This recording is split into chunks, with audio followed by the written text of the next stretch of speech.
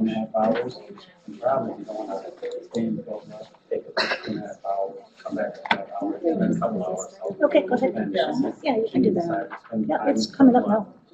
It's coming up now? Mhm. Okay, I guess the technology is coming up now, yay! So, my name is Veronica Schultz, and I'm with the Public Health Department, and I also sit on a group of representatives between the county and the university that plan a number of HUP-related activities. And HUP is the Hennepin-University partnership, for those that may not be familiar with it. I want to welcome you to today's presentation, which is the first in a Brownbag series on health equity. And one of the benefits of the HUP partnership is going to be these regular monthly county-wide Brownbag Lunch and Learns, where staff can learn about relevant research that's going on at the university. And I'm really excited today. I know we had a full house of people that registered, so there'll probably be more people coming to join us and also joining on the webinar portion. The next few Brownbag presentations are aligned with the county's interests in promoting health equity, and we'll be featuring topics on health communication and behavior, the role of race in these discussions, as well as other aspects. Today, we start the series with a presentation on health equity in the American Indian communities. And the PowerPoint from today's presentation and information on future sessions is going to be on a HUP SharePoint site that you can get to off of HC Connect. So you can get a copy of this presentation and learn about the other presentations on that SharePoint site. The next presentation is February 28th, at the same location, same time, and it's going to be with Professor Marco Yezer, I hope I'm pronouncing that correctly, on health communication and psychology of health behavior. And so another colleague of mine, Machia Tao Sancho, is going to be introducing our speaker today. Machia and I are both on the Public Health Department's Health Equity Leadership Team, and we're very excited about this series of training. So, thank you, Veronica. So I get the privilege of introducing our speaker today, Professor Linda Frizzell. She comes to us from the University of Minnesota's School of Public Health as an assistant professor there, and she's also affiliated with the school's Health Equity Work Group. Linda Frizzell is a top national expert on American Indian health research, practice, and policy. She has a doctorate degree in physiology, education, administration, gerontology from the University of North Dakota. She has extensive experience and practice as a provider and administrator with Indian health systems, with her endeavors dedicated to the improvement of quality of life across a lifespan and health and wellness equity. For over 24 years, Professor Frizzell has served as a consultant for various tribal and national sites on the topics of health promotion, health policy and legislation, epidemiology, cultural attunement, and other public health matters. Among other memberships, Professor Frizzell is a member of the International Suicide Prevention Work Group for American Indians and Alaskan Natives, and she's a member of the National Medicare and Medicaid Policy Committee. In 2016, Professor Frizzell was named to the U.S. Department of Health and Human Services Advisory Committee on Minority Health. Please join with me in welcoming Professor Linda Frizzell.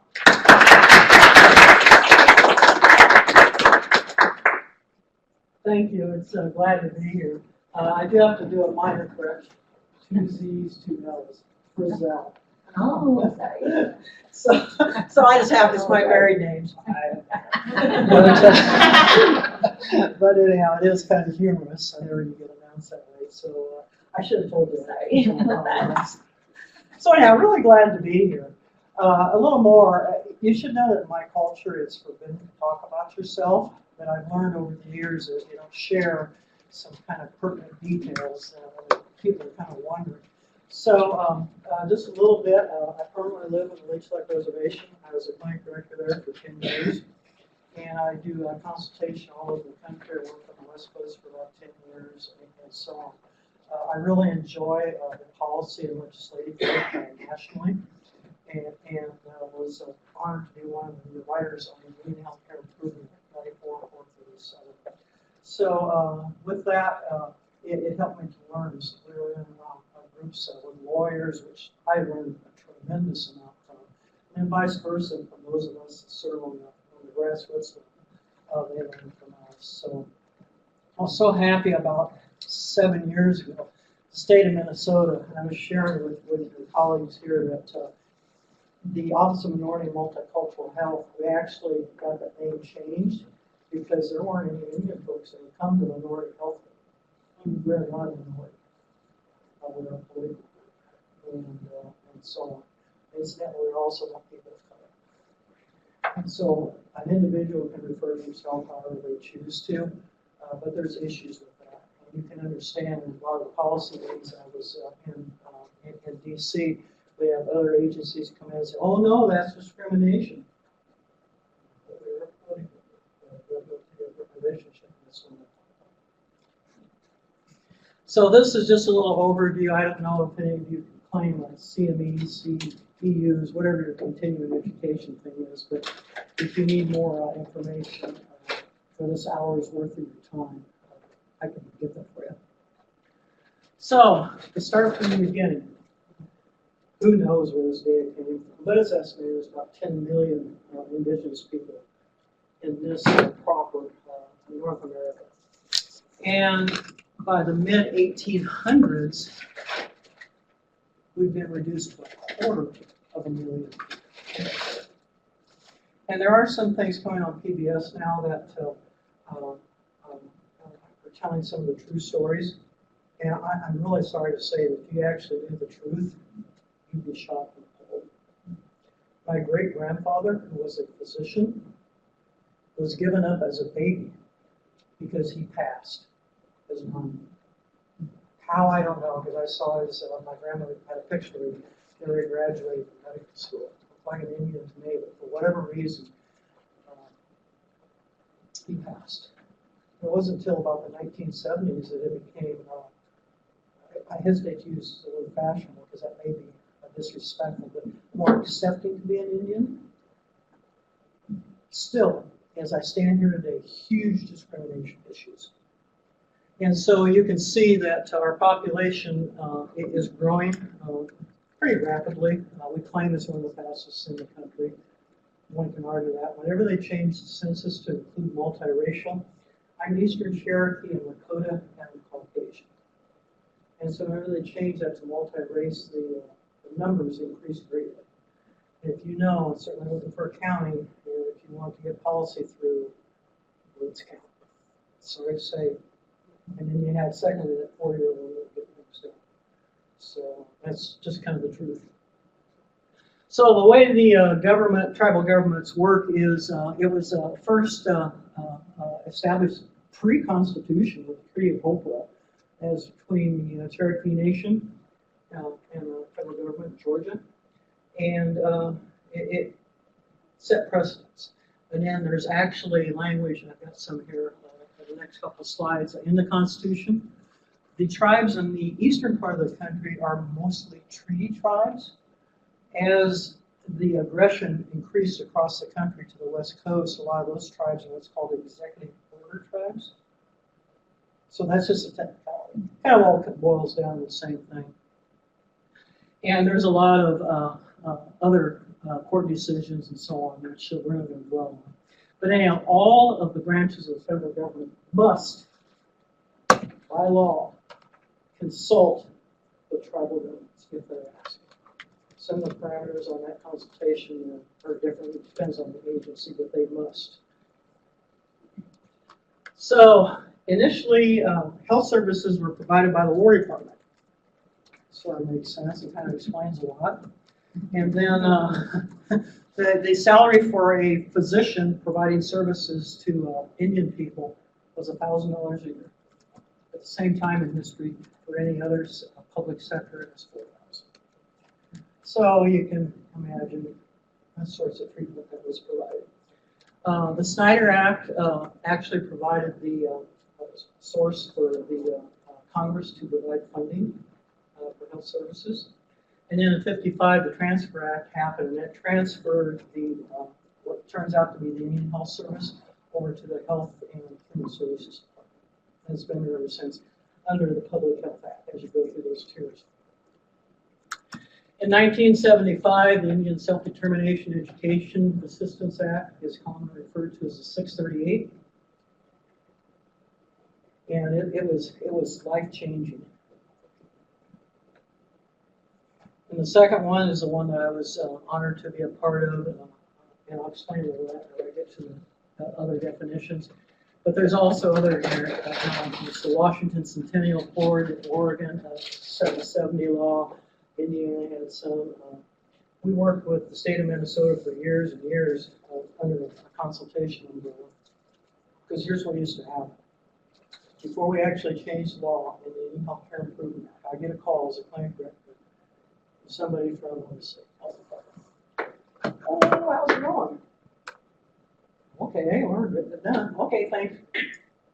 They report that to the federal government that we consulted with us.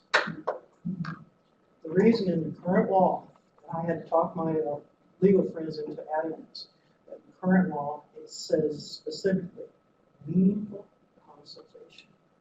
In other words, how many attended, topics were, what was discussed, and so on. And that changed a lot. I actually testified in people in DC, and they're actually appalled about what was going on. That was a long time ago. Been around for a while. So anyhow, with this Treaty of Hopewell that preceded the Constitution, it defined what we are currently described as domestic dependent nations, which kind of says a lot into itself, because the term dependent is in there. And then, as I mentioned, the Commerce Clause, it authorizes a Congress to regulate commerce. This has been called on, particularly in the ACA, Affordable Care Act, some of the issues that have been going on with that. But it did specifically name and Indian tribes. So, back to the 638. Anybody in here ever heard of that before? Okay. I just need to know how far to dive into this. It really started things rolling. And what it did is it allowed tribes to take the appropriated dollars, not only to the Indian Health Service, but to Bureau of Indian Affairs and the Department of Interior. And they could contract, or they could compact. Compact was much more rigorous in regards to clear audits and things. But if asked, they had to allow the tribe to contract. And so what we did is we would go in every year in the health arena, and we would negotiate with the area office, which for us is in the region, and go through all the services that were being provided, and we would decide as a tribe if the dollar amount that was appropriate to that would be enough that we could do it ourselves. And so it was a real enlightening, I think, opportunity not only for our federal employees at the Indian Health Service, but for tribal folks to help to build their infrastructure. So the thing that most people don't know at the bottom of the page is in 1975 there was a runaway. It almost happened. Congress was on a march to annihilate the tribes. It still happens today. It just takes an act of Congress. President Nixon, for one of the attributes, at least in our opinion, and a lot of people don't even, not even many people realize that he stopped that. And part of that was this law and this law. And things have never been the same since. Now, within the Indian Health Care Improvement Act, it has guidelines. There's 8 titles, and it goes through. I was assigned to Title IV, which is the reimbursement, and also to Title II, which is the health professional title. And then the urban Indians are Title VII. And so there's allocation within that. We took 3 years nationally, another year after that, and come together, and we addressed, at that time it was 500 and I think 66 or 67 federally recognized tribes. We addressed every comment. It was a 500-page document. I mean, we worked till 2, 3 in the morning as it runs, a technical person. Tribal leadership guide us, and we present our findings back to tribal leadership, elected officials, and they guide us through it. So we were so proud on October 6, 1999, we presented this document to Congress. Well, thank you. Do people not realize? My Lakota ancestors were darn near killed off by the Anishinaabe, the Ojibwe, Chippewa, and Sonomas. And so, and other tribes, I mean, geez, history of wars and not such friendly relationships. But all the tribes came together because they realized the importance of improving health and wellness to the populations. Congress to this day serves. Sadly. Okay. So today there are 573 federally recognized tribes. Understand that whenever a tribe, it's a huge protocol to go through to get federally recognized. The one tribe that I think is just atrocious has not been federally recognized is the Lumbee, not Lummi because they're in Washington State, Lumbee in South Carolina. A lot of history, just a lot of involvement, but they haven't poked the right hoops or jumped the right hoops to become federally recognized. But whenever Congress appropriates dollars for services, whenever another tribe gets recognized, it doesn't change the appropriation. And you will never hear a tribe complain. Although I think there certainly is grounds for some adjustment now. So understanding that every tribe has their very own constitution. Fortunately or unfortunately, back in the 70s, tribes were prodded to develop their constitution to emulate what the federal government looks like now. There's some happenings, certainly. Some things because maybe we changed to be a little more efficient. But here you have a tribe that has never done governance this way. Some of them may be matriarchal or patriarchal or conflict leaders or spiritual leaders. There's all sorts of varieties throughout history. And now they're forced into this federal system of government. And to this day, it's still a bit of a learning curve. So within the Constitution, the big thing is it determines how often elections are.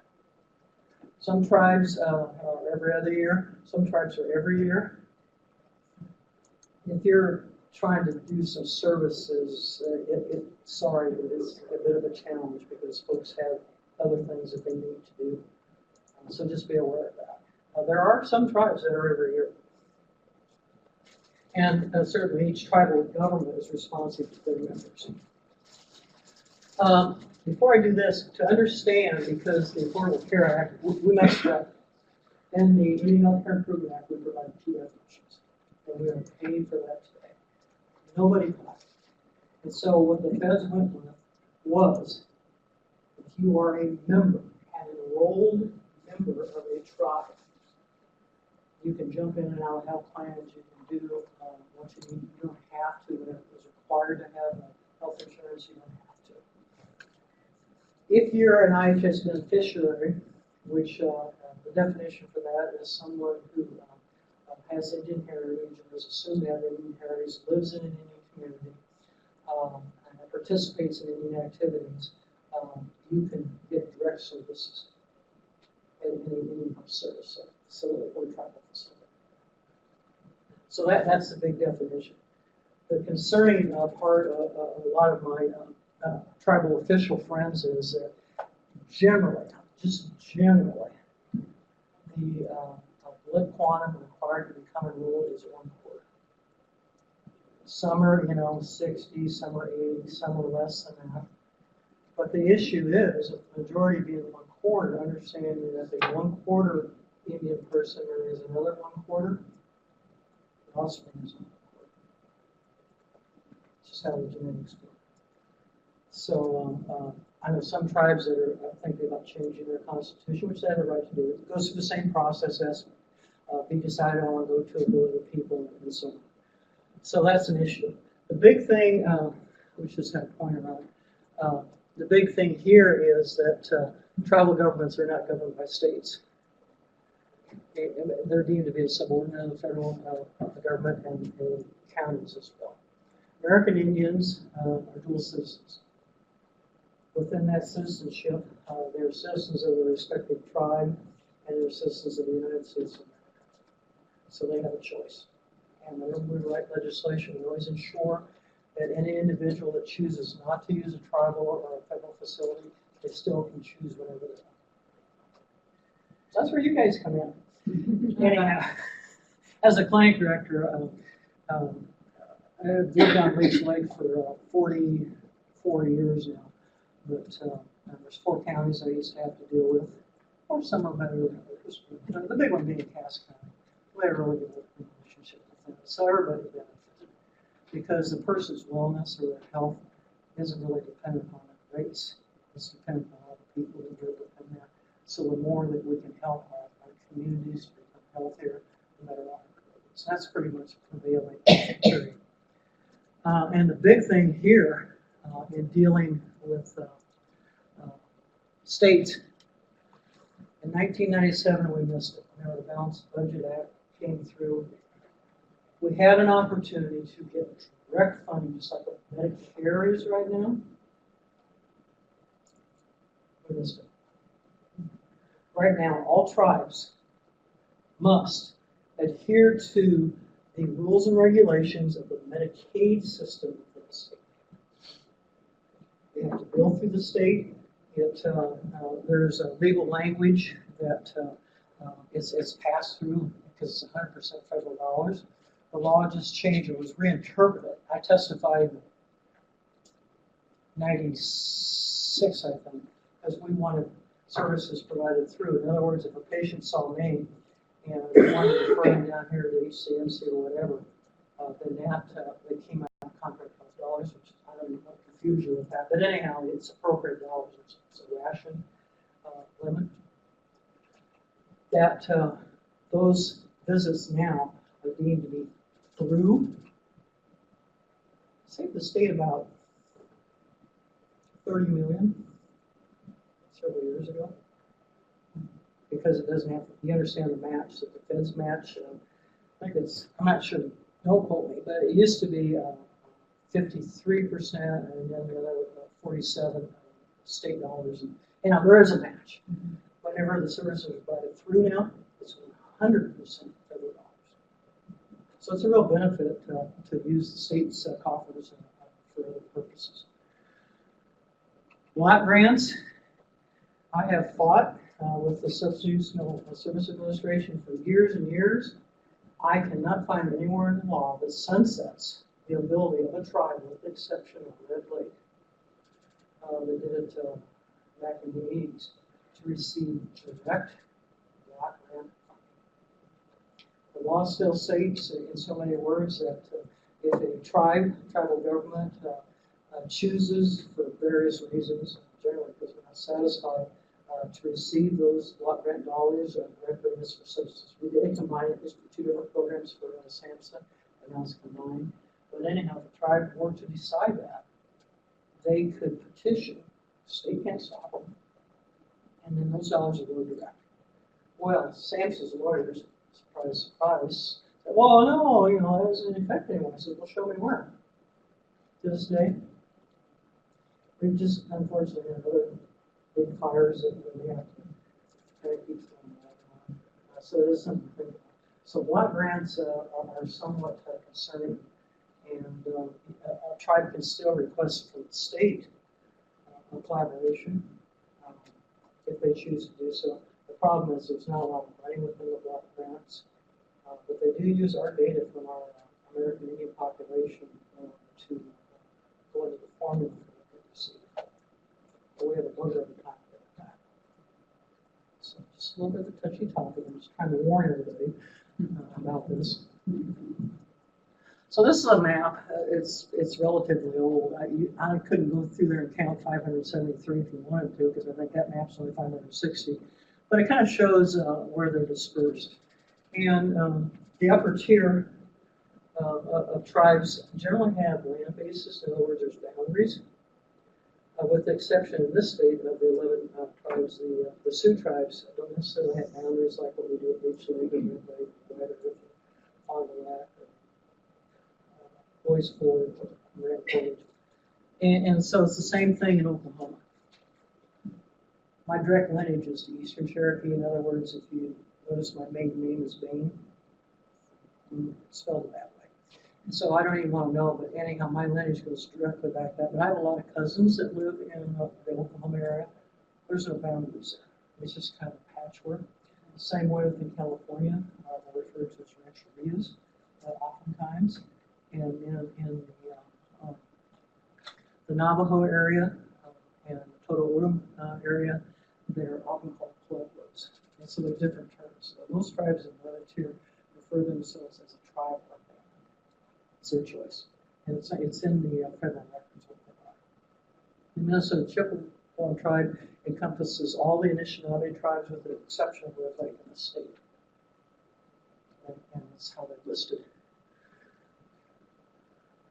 Okay, just a brief slide. This kind of shows where the populations are. It's pretty easy to see in this state. We have a large number of urban Indians in the state, large number. The statistics changed about 7 years ago. It used to be 50-50.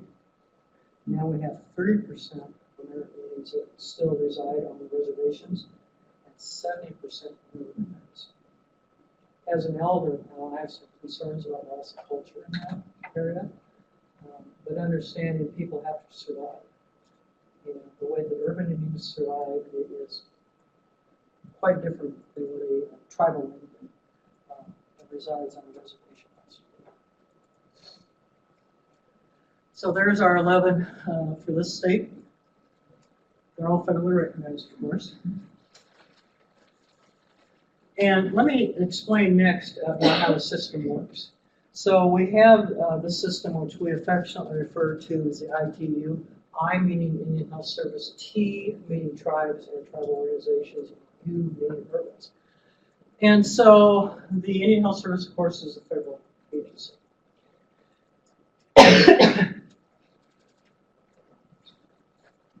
Too dry this time of year.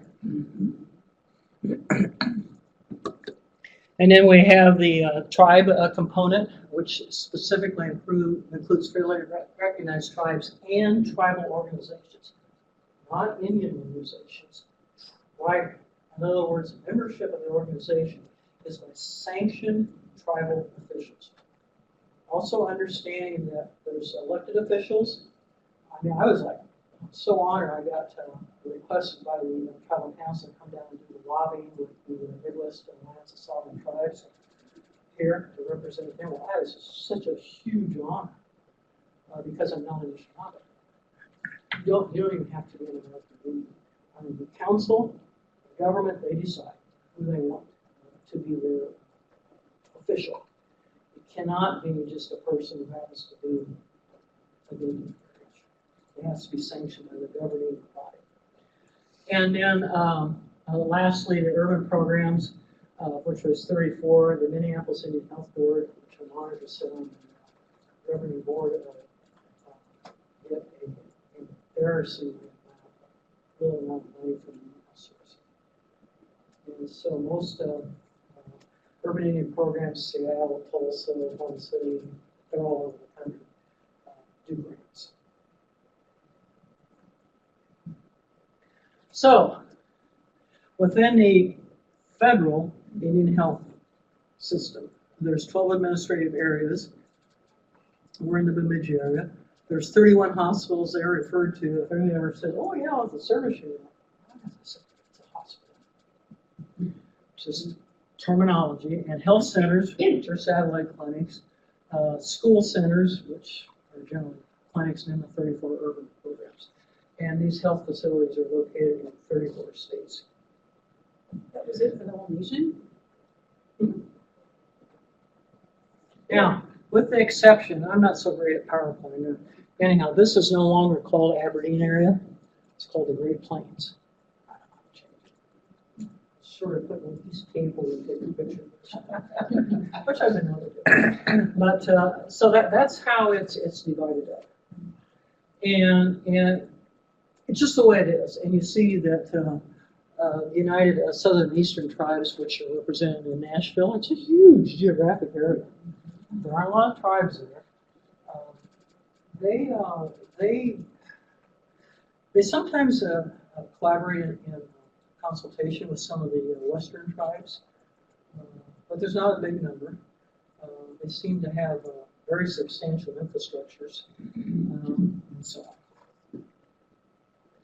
So, within the tribal system then, these are the 638, in other words, they have contracts or compacts in place for appropriated professional dollars to do services. And within that, there are 15 hospitals around the country, 538 health centers.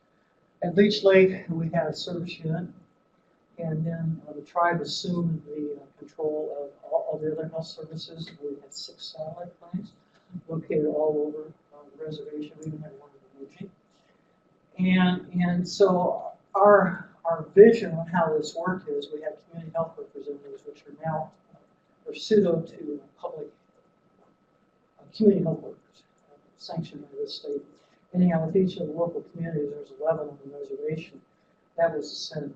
They're the most qualified person normally in small villages or communities to be able to recognize signs and symptoms and go from there. So they may go to one of the satellite clinics, or they may go right to the Indian Health Service, which would have to refer them to tertiary care. So that's how the system works. And within Alaska, the 166 native village clinics, I've been up to Gamble, which is 160 miles from Buffalo. And if somebody, they have advanced community health aides, they're trained in more life than death saving procedures. Specifically, what sticks out most is a trach. And I know how to do a trach. I'm not licensed to do a trach, but with one of my family members, no doubt. That's sad. But anyhow, so if it's snowing, they can't get a physician in. None of the clinics have physicians. They're lucky they have a local provider, like a nurse practitioner or a physician assistant.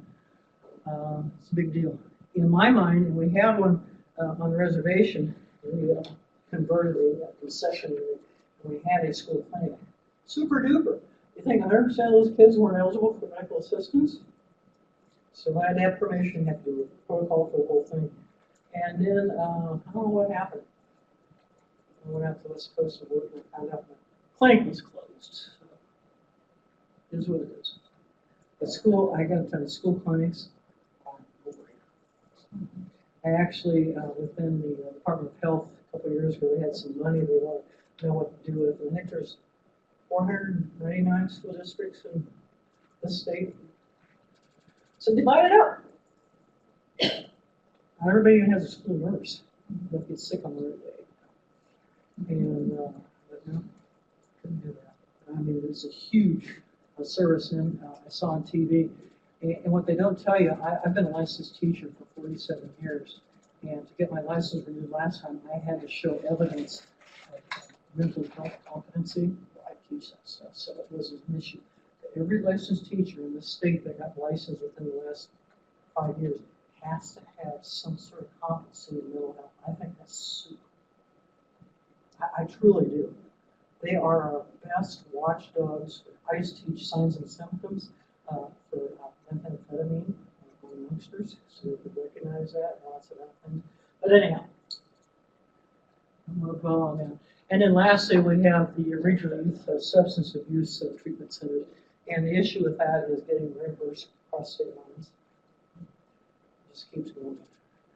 We gain a little, then we regress. We gain a little, then we regress. But anyhow, and then lastly, the urban Indian programs. Understanding that urban Indian programs are not a tribal organization. They do not have a government-to-government relationship. huge deal for the university. We've tried and tried and tried. Still trying, but just so you know, the services that, unless somebody has a service that's done by Minneapolis Indian Health Board through the counselor or something like that's referred through. Otherwise, they get reimbursed using this match. So most of the urban centers across the country are FQHCs. And then I know that the Minneapolis Indian Health Board, there's lots and lots and lots of grants. And just a fabulous staff. You just can't believe the positive numbers that have come forth from that particular facility, and it's growing too. Okay. This is an old slide, just because I can't find another one. But the thing that irks most of us, we've tried to shame Congress. They will not be ashamed of anything, I swear. But look at this.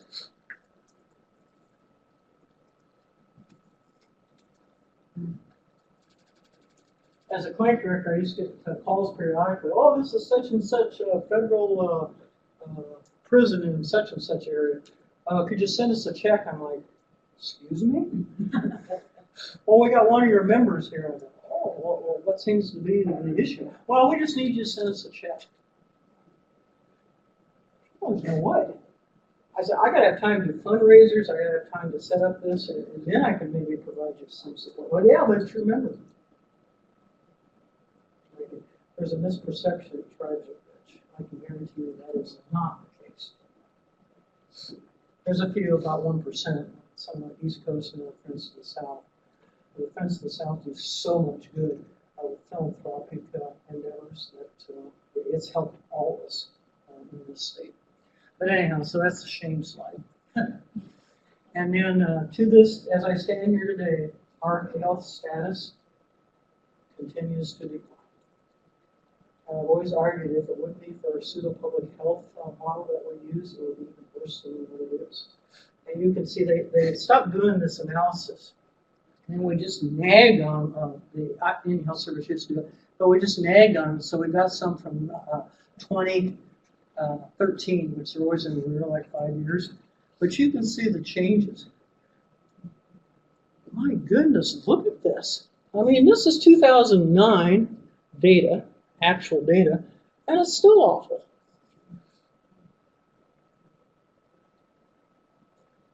I'm going to move along because otherwise I'm going to run out of time, and I do want to talk about our wellness model. But anyhow, some of the social determinants. If you stop and think about an ability for an individual to have a healthy, productive, fulfilling life, it needs to start before you're conceived. And so to think that far in advance, sometimes doesn't always quite work out that way.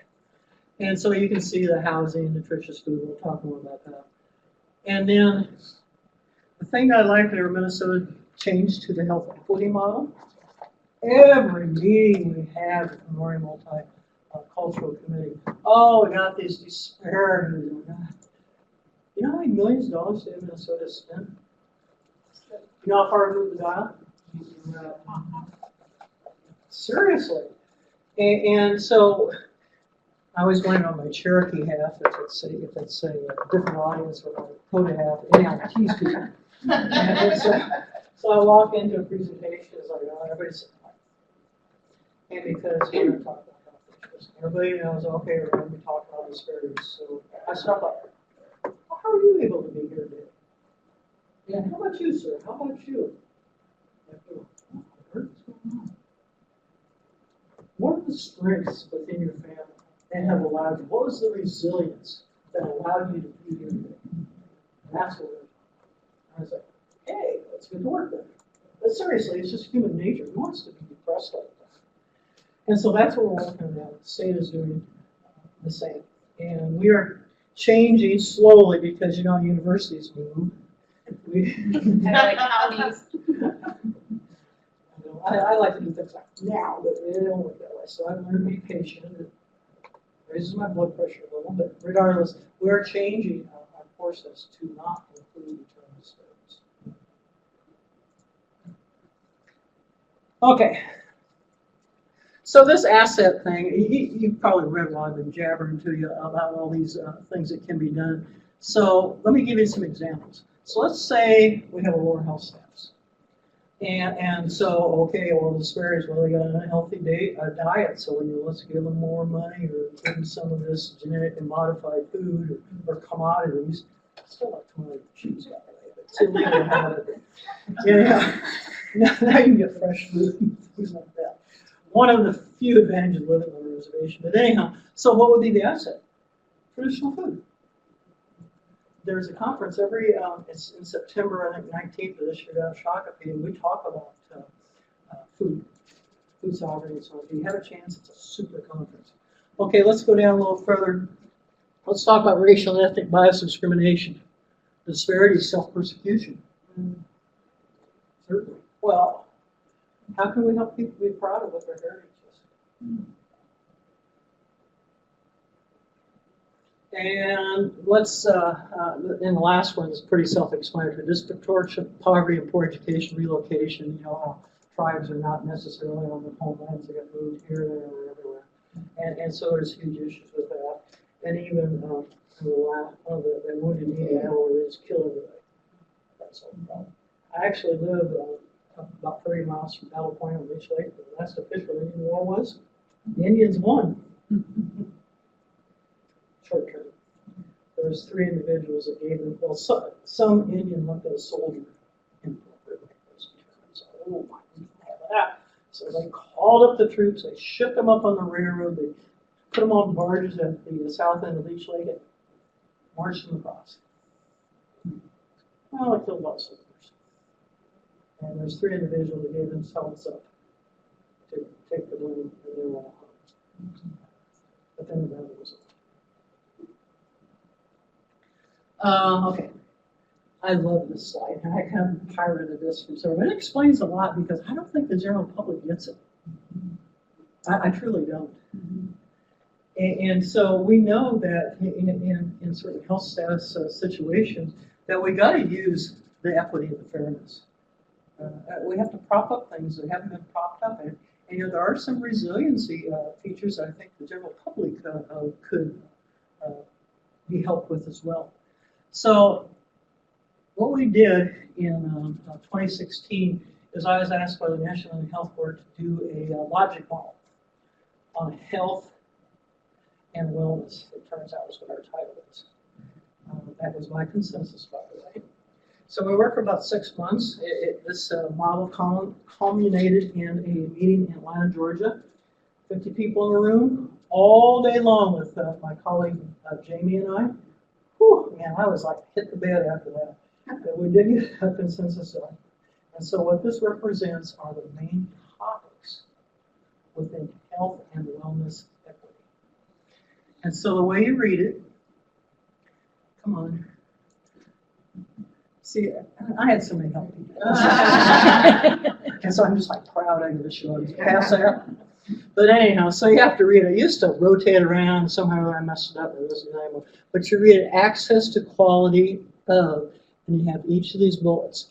Now, the first time we did it, I had little circles around and people like, this, no. So then I put it, I listed, well, how come this is like, so I put it in alpha order. But seriously, if an individual, our group decided nationally, if we had access to all these things that are bulleted here, then we have the potential to lead the most gratifying and healthy and well life of a human being coming out. And it's just, you can see it, it's a true public health model. A lot of people think, they go, oh yeah, well, I have an amaranth, that's part of it. But these are all the things. Now, the next slide I have to warn is pretty icky. I'm really sorry to say that I've experienced all of these. And I'm very happy to provide people explanations. Sometimes people don't use the right tone. I've learned to be more patient, but sometimes I go right back at it. That just depends. I try to always be respectful, because going right back at it isn't good. But these are just awful. And it happens today. Yeah. Mhm. as a barrier? Can you explain what's meant by that? Well, how often do you see American Indian groups or any minority population, around all people minorities, minority population, commingle with other social groups? It happens. So a lack of social cohesion. So then this is a slide that has you guys on it. But what the group wanted to ensure that people that were using this model understood is the fact that specifically we do international collaborations. A lot with Canada, a lot with Mexico, some of the same practices. Go back one slide. And on the bottom, structural racism, how is that different from like institutional racism? Same thing. Just And within each of these topics, I have yet to get the time, because it takes a lot to do a consensus document. But there are subcategories underneath these, but these are the major ones that was voted on by the group. And so we just wanted to make sure, even to municipal towns in that, there's some tribes that have really good relationships with towns. Tribe owns a bank in town, and there's non-discrimination. And then here's the best. This is the absolute best. These are the goals of happiness, the achievements, the aspirations, and the targets. And my personal culture, the second one, or the third one, balance of life. But it didn't mean the same to other folks in different tribal cultures. And so we just listed them. So this is what we're striving for. This is what gets communities excited. Yeah, we're going to do this. And people will step up, which you'd never think would step up to do things to help their community. In this country, we've gone from a community base to the individual base. In raging time. And it bothers me personally. I'm a rural person, so my community is like maybe a family down the road 10 miles or whatever, but regardless. We have a little sense of community left in this country. But anyhow, so those are the goals, aspirations. And so then I like to put pictures behind things. But to help folks to understand, this is extremely complex. And there's just issues that are quite unique. And so I'm available to help ask in preparing. I have 3 classes that are approved. Administration for American Indian Health Policy was last semester. I taught last night a cultural humility class, which focuses on American Indian humility, but it comes from communities all around the world. And then I had a research class, but we didn't have enough to enroll in that. Research in Indian countries is totally different because of all the abuses and the negative things that happen. And then lastly, apply for the university. You know what that is, right? Ahead of this is a truck here in Florida. Ice road. Not in this country, what's that called? I have a place up in Canada.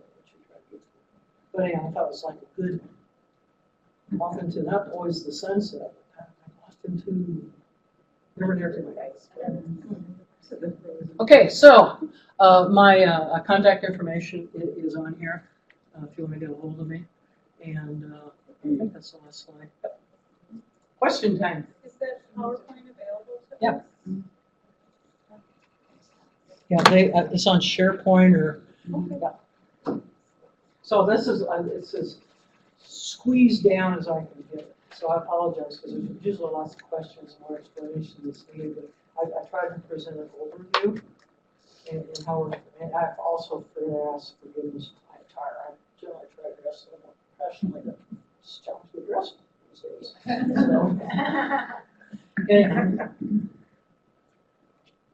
So any questions? What role would you say language plays in all of that? Huge. Part of the self-esteem that a lot of our youngsters have lost. And I actually supervised a project up in Alaska, and those isolated villages, youngsters. And this was going pretty rapid about 15 years ago. The elders had no respect, and this, and it was just awful. Well, turns out that the elders knew language. And so the elders gently started working with the youngsters. You cannot believe the amount of self-esteem that can be established by learning language. There's been some reservations that the language has been so lost, they've had to take factions of elders. They do a little here, a little there, and they put them all together.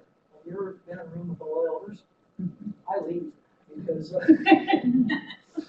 was like, okay, figure it out. Let me know what you come out with. But truly, they will figure it out. And so one tribe I know specifically has regained, so they now have fluent speakers. The federal government, through the Administration for Native Americans, offers language grants, and a lot of good benefit. But once you lose your language. Other questions? Is there a federal grant for talking instead of field jobs? Sorry? Is there a federal grant for the jobs? Well, there's lots of categories. I mean, a tribe as a government, they can apply for any grant that they're eligible for. Usually in a grant application, they will list the eligible applicants. Oftentimes tribes are. And we tried to fix that because what's happened in the arena of grants is we've had people that have written grants and alluded to the fact that, oh yeah, tribes on board with this. Mm-hmm. Sadly, I was to a presentation and it was pretty good. I had friends that tried to, hey, you guys know they're talking about this? What? It's part of the research issue. But what we try to do federally is we try to require that any application that is going to involve American Indian people must have a resolution from the respective governing body. And they're all so that's why we phrase it for that. And so my colleagues that don't know Indian country, but they're like, how do we do that as a tribes are used to it? Trust me, they are used to it. Sometimes you have to, I used to just type up for them because there's always certain whereas, therefore, stuff, class that on, but then you have to be specific. Once I was reviewing a grant for the NIH, and my colleagues were, oh yeah, this one has a resolution. I looked at it, 20 years old. Isn't that okay? I didn't know what to say. And still don't, but there's some issues with that. So that, in regards to grants, but they're eligible. Well, maybe let me ask a question a different way. How are the tribal government funded? Well, tribal governments have enterprises of their own. In healthcare and in education, there's appropriated congressional dollars, there's to try to be contact for. And that's $700. And every year, there's budget negotiations. I understand if you do a budget negotiation this year, it's for 3 years after it. It's just kind of the system. And so our elected folks off to DC and they have meetings and accountants and things that help go through this. We pretty much know the Indian system has never been funded at 100% of people. Never. We have data that explicitly shows only 40%, and we also have data that says up to 60%. So I just usually, when I do presentations, I say 50% is all that's ever been funded. Community health nurses, which are kind of a stable professional in the area. Whenever I was the health director, we had to reform the culture trial. We got a thing. You're driving off and never land. It takes forever to get there, and it just takes people. And I would imagine with the low in urban areas, it would also take people just because there's more patients. I think a lot of people think that, like you said earlier, that all tribes have money just because you've got 2 or 3 that do. But some tribes get some of their money from the casinos to support their budget. Absolutely. But not all of them do. So, Well, location. And who's going to drive up to? I'm not sure Grand Portage has a casino now. yeah, Do they? oh, they got a nice one. You know, John's over there someday. It's going to drive from where I live on Beach Lake, but They have when you come in from Canada, they have a visitor center, and that center is shaped like a Thunderbird. Oh, And nice. the Grand Portage people ensured that they had a say in that visitor center. And then you got the falls right there, so. Yeah, It's, if you get a chance gorgeous. to get up there, it's really pretty. It's a jaunt. Yeah, it is. But it's a good job. Yeah, that's true. But that's one of the issues. And, you know, on the East Coast, like I say, those tribes that have had their casinos for a lot longer than they have here in the Midwest. But it did make a difference. And one of the positive things is it employed non-tribal folks. It also, some tribes, very few have per capita payments. And well, it's not much unless you're in a certain tribe. What happened is individuals who win the lottery, they were running the lotteries. People didn't know how. They had money and they didn't know how to do it. And so there's people who manage of it, like force, whatever. But now the tribes specifically in school called it financial management.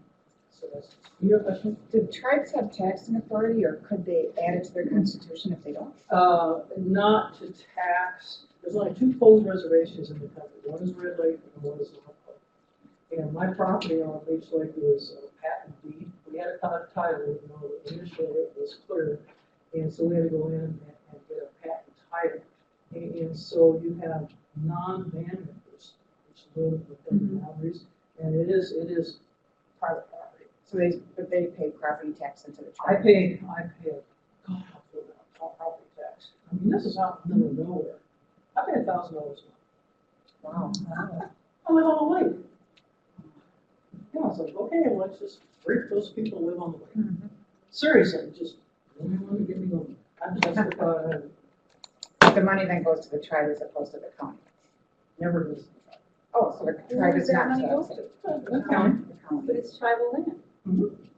It's within the boundaries. It is private property within the boundaries. Now, trust land, which is because back in the day, the Bureau of Indian Affairs and the tribes had the smarts to manage their land. They put it what's called trust, and so they have kind of oversight on it. That's tribal land, and that cannot be taxed. If you are an enrolled member of the band and you live on the reservation and you work on that reservation, you do not pay state taxes. I'm trying to get one of my Indian sisters to adopt. Not that one. Does that answer your question? Yeah, there's no ordinance that a tribe could impose a tax on citizens within the boundaries. Well, we've tried, because we I think. mean, that'd be one revenue source if you could, but okay. So, sorry, before you ask your question, because of time, we'll take that question and then Oh, I we can hang around and ask the speaker more questions. So your questions are people can answer. Go ahead. I don't remember exactly which slide it was one of the last ones, it was a big list, like, there's quality of life and. The good slide or the bad slide?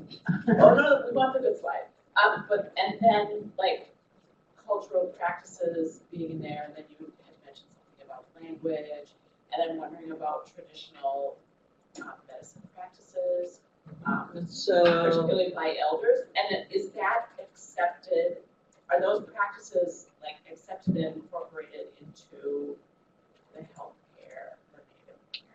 It is, and understanding that every individual has the right to choose. Two of my kids are traditional, two of them are not. It's their choice. I tend to be more traditional. Although the other one made to be baptized, so I went baptized, so did that. But regardless, it doesn't make a difference within your own family subculture. You can determine it. In health services, I used to refer a fair number of patients down to Riverside. I think Riverside exists anymore, but they had a really good treatment center.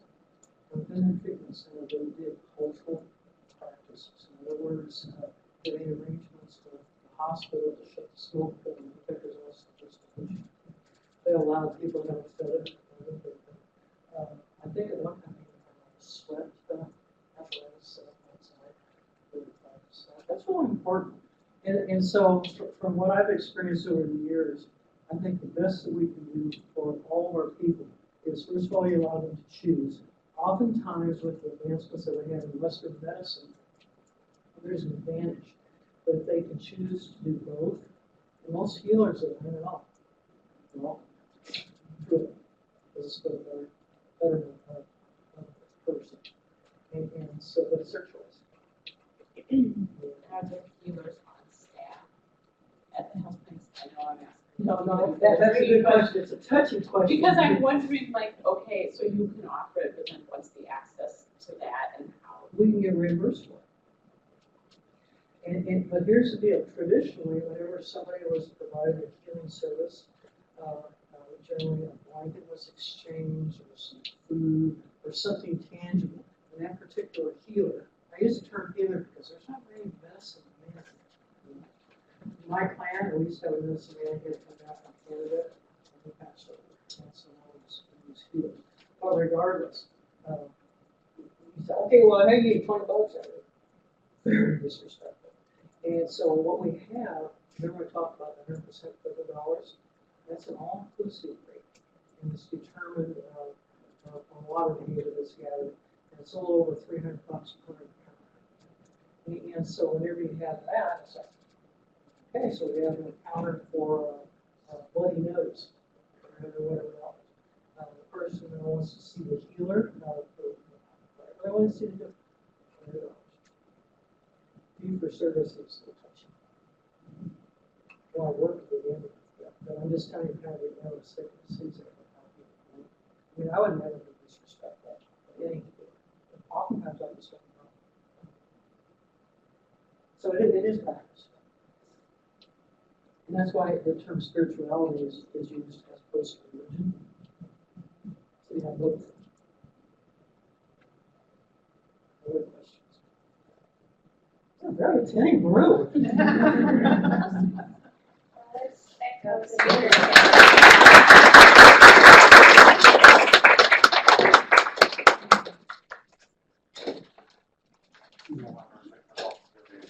Yeah, if you want to